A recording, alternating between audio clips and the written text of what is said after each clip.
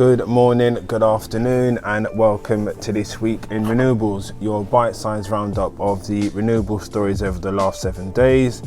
Wind, hydropower, solar, battery storage, hydrogen, whatever it may be, we discuss. I'm your host, Mr. Deji Ogunsola, the voice you can trust. Don't forget to do all the good stuff, the like, comment and sharing. It really does help with the visibility of this podcast. Available on all streaming platforms, LinkedIn, YouTube, Spotify, Apple Podcasts, and now on TikTok as well. So Generation Z, you have no excuse to be up to date with the latest renewable stories over the last 7 days. Today we are going to start off with some wind energy news, and this is a report by the GWEC, which looks at the installed wind over the last year, and it reported that wind turbine manufacturers supplied 104 gigawatts of power in 2021, and this was made up of 30 turbine manufacturers. Leading the pack and remaining in the top spot was Vestas, which I understand installed a 17.7% of new installation, so quite a high share, close to 1 in 5 of all turbines were Vestas. Chinese company Goldwind followed in second position, with close to 12%, which was its same position in 2020.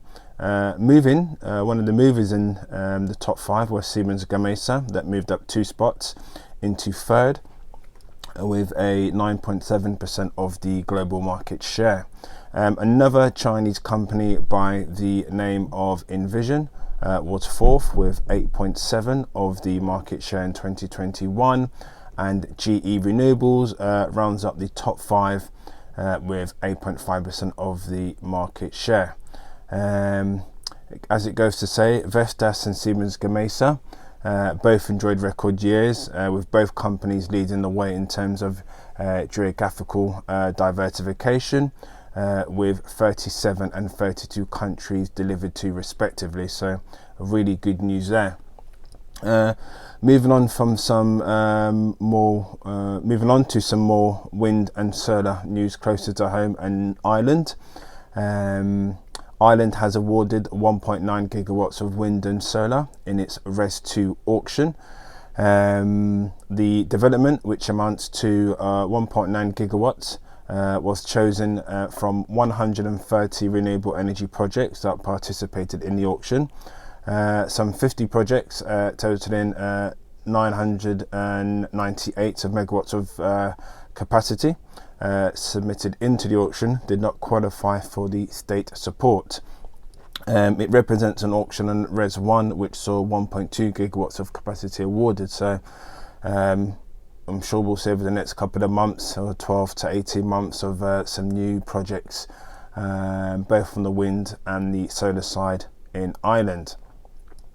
Some more news on the wind side of things, and Siemens Gamesa, obviously who we've just spoken about, they are to supply 66 megawatts of Serbian onshore power. Siemens Gamesa had been awarded a contract by the utility EPS to supply turbines for the 66 megawatt Kostolac onshore wind farm in Serbia. The project itself is the first for the turbine manufacturer in the country, so new geographical locations, for which it would provide 20 SG 3.3 132 turbines to the site on a former coal mining land in the east of Serbia.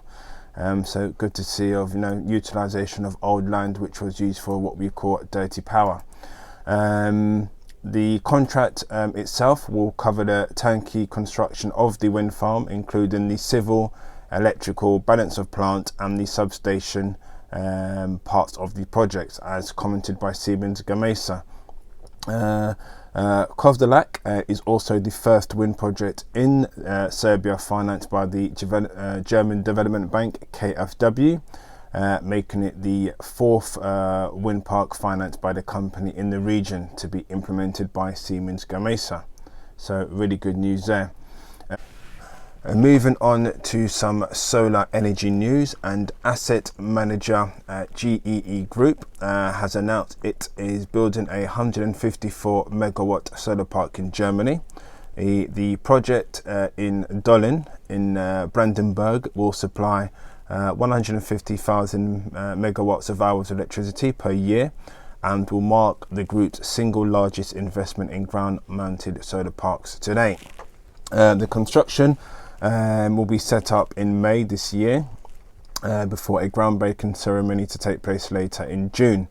Delivery of the solar modules by Chinese manufacturer S2E19, a subsidiary of the Chinese Chink Group, is planned later this year in August 2022, with commissioning expected to take place later next year in March and April 2023.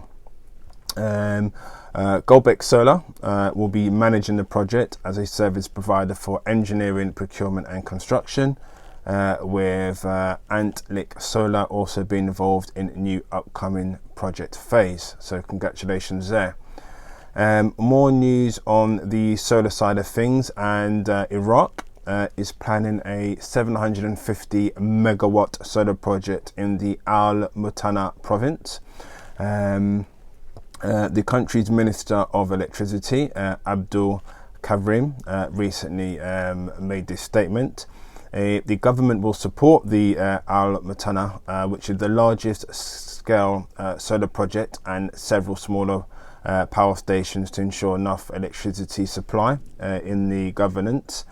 Karim also commented that Iraq is really looking to push their way into the renewable space and have made strong commitments with regards to transitioning to clean energy. So really good news to see new projects all around the world, not just here in Europe but also in the Middle East too.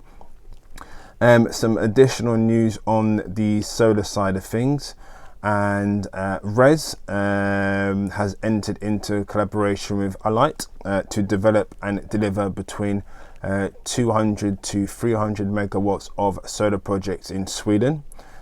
Together, RES and Alight aim to accelerate the energy transition from multiple solar projects in the middle and southern parts of Sweden. RES has a track record of having developed over 2.5 gigawatts of solar globally, and Alight has expertise in both on-site and off-site solar assets. So more news from the solar side closer to home in Sweden. That concludes a short this week in renewables. So whatever you're doing, keep it clean, keep it green. Don't forget to like, comment and share. I've been your host, Mr. Deji Ogunsola, the voice you can trust. Have a wonderful week. Take care. Goodbye.